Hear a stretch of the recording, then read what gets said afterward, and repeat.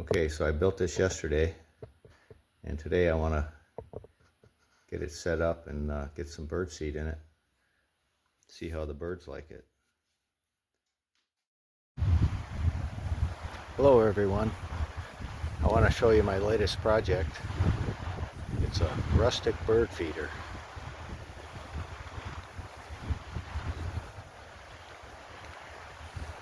If you want to see how I built it, you can check out my YouTube channel. I'll give you a quick preview right now. The top comes off so I can put the bird seed in the top, and then I can take it right off the pole if I want to clean it out.